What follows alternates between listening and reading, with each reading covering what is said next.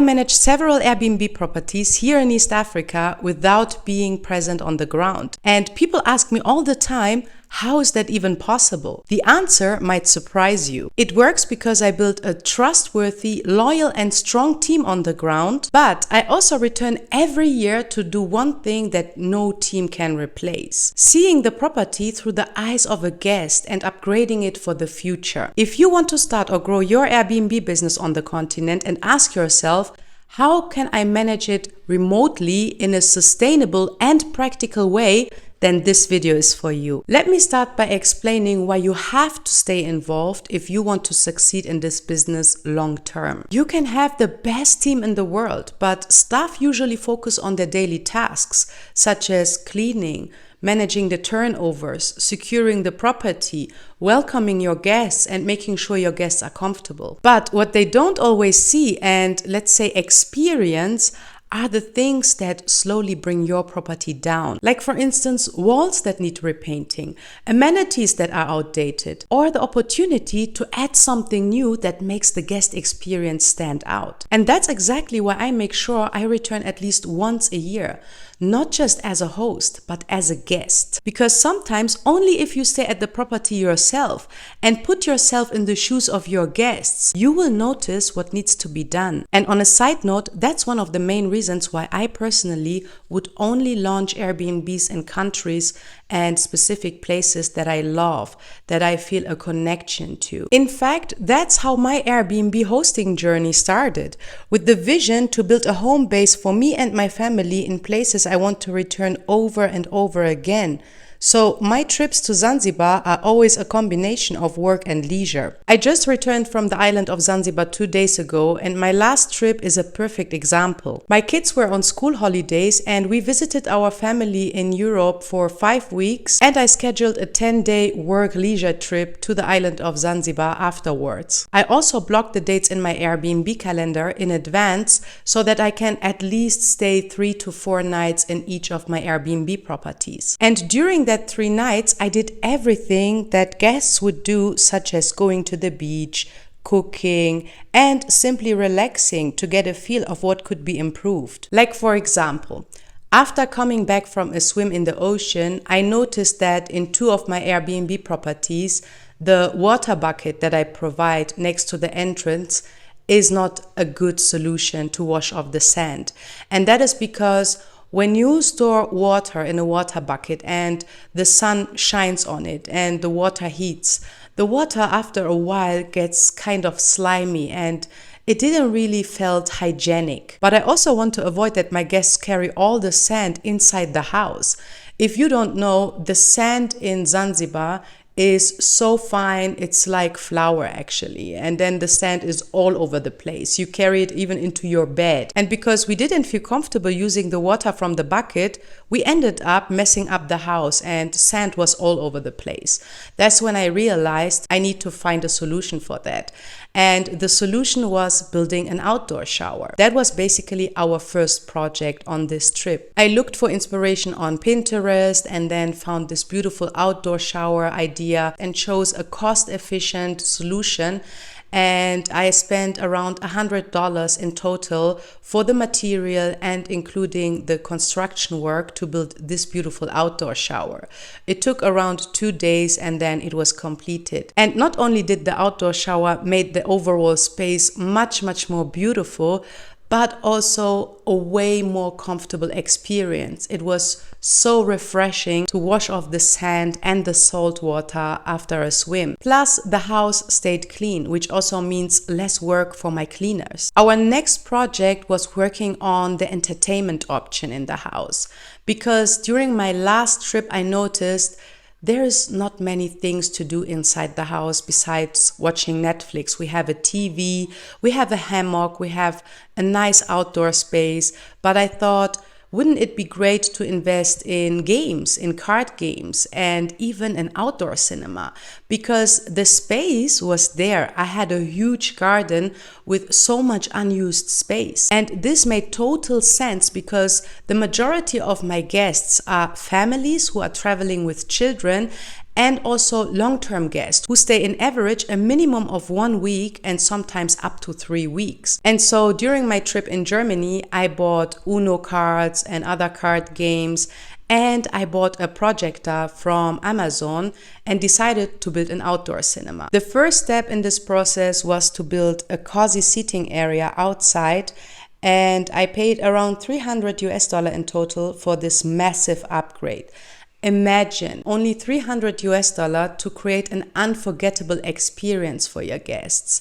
I'm sure they will never forget that, because we have tested it and it was amazing watching a movie under millions of stars. And after the work has been completed, it was so funny. My fundis, the construction workers in Zanzibar, that's how they call them, and also in Kenya and in Uganda, and also my staff, my security guard, a Maasai from Tanzania mainland, or my cleaners, they have never been to a cinema. And when we told them what we are planning to build, they couldn't really understand until they saw it for the first time. And I promised them to invite them for a movie night, which I did, to also let them taste the fruit of their labor and also enjoy themselves a little bit, you know? I think that's very important.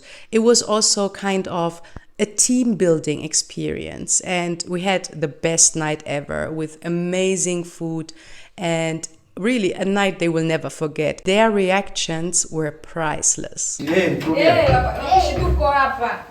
Subira ule mchanga. Niche. Mambo. Freshi. Fresh sana. Freshi sana. Karibu, karibu. Mambo. Good, eh? TV. This is real TV. Kubwa. Wow. Nzuri sana. Nzuri sana. Nzuri sana. Angalia, kazi yako ni kazi nzuri sana. Hongera. Now pia. Hongera. Eh? Congratulations. No, for you as well. You helped us, eh?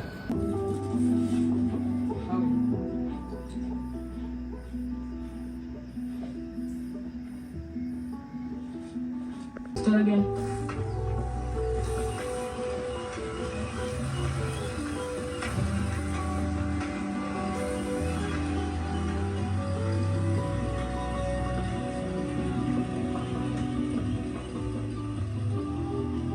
A couple of days later, I realized that you can even connect your Nintendo to that projector. And so in the evenings, I played Mario Kart with my kids. They loved it. I loved it, and I know my guests will love it too. What I also noticed during my stay is that our kitchen wasn't well stocked in terms of oil and spices, which is a huge shame because Zanzibar is known as the Spice Island. And on the evening when I arrived, when I wanted to prepare a quick meal, there was no oil. And so I had to go to the next store to buy some oil, which is really annoying.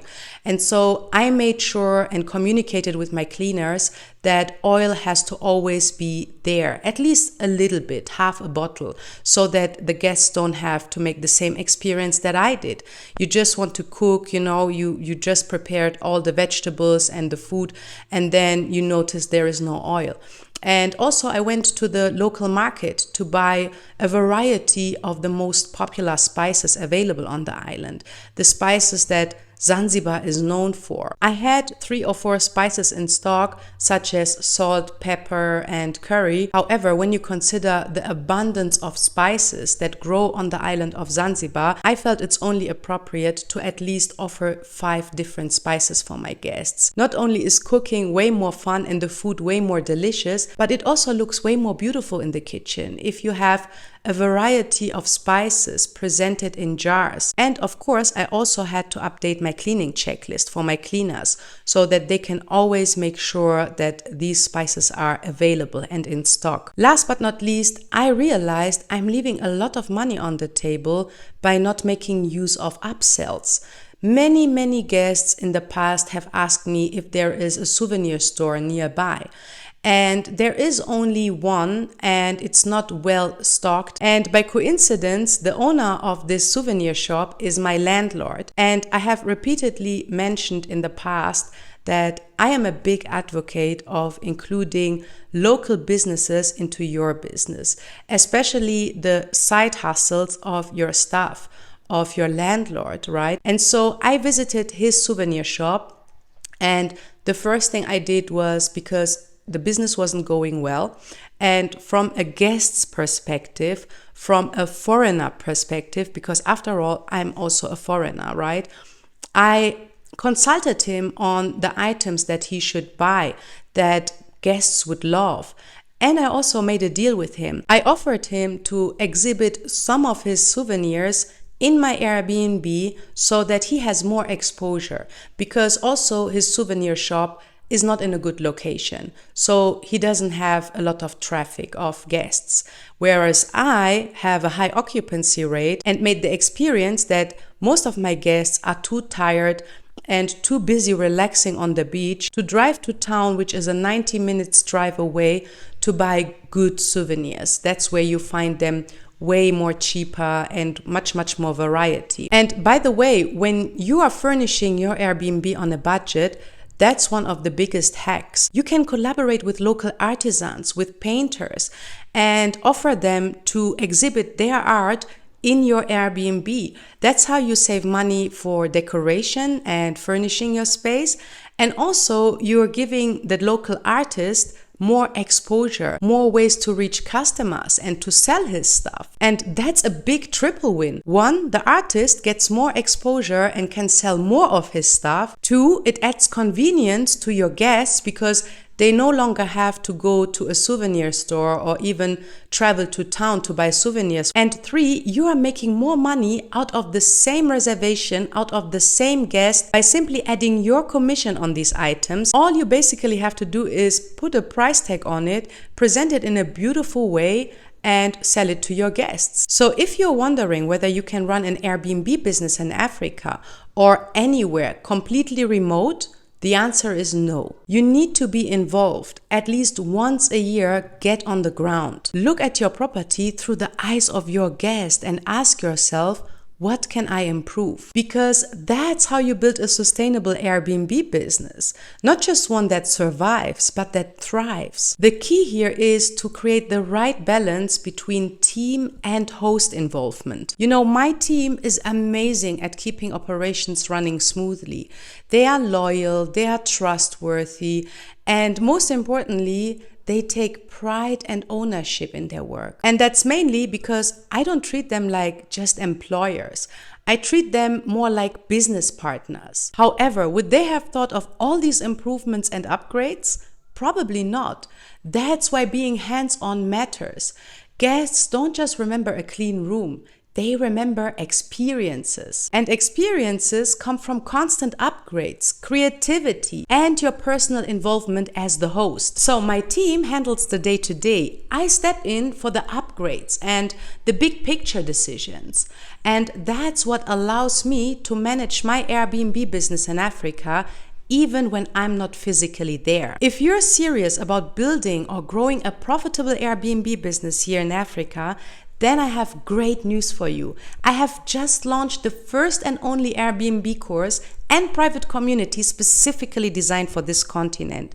Inside you get over 90 video lectures that guide you step by step through the process, a detailed launch roadmap, weekly live calls, and most importantly, access to a community of like-minded people who are all on the same journey like you. A space where we support each other, where we guide each other, uplift each other, where we grow together. This is the space I wish existed when I started my Airbnb journey back in 2019. Back then, I felt alone because the masterclasses I took were designed for the US, for Europe, for Dubai, and they didn't prepare me for the unique challenges I faced here on the continent. And the other hosts from this masterclass, they couldn't relate to my struggles and my challenges. So I had to figure everything out by myself. One of my all-time favorite African proverbs says, if you want to go fast, go alone. If you want to go far, go together. And that's exactly why I created this community. I will pin the link in the comment section below, and you will also find it in my bio. That's it for today. I hope you enjoyed this episode, and I look forward to see you in the next video. Bye!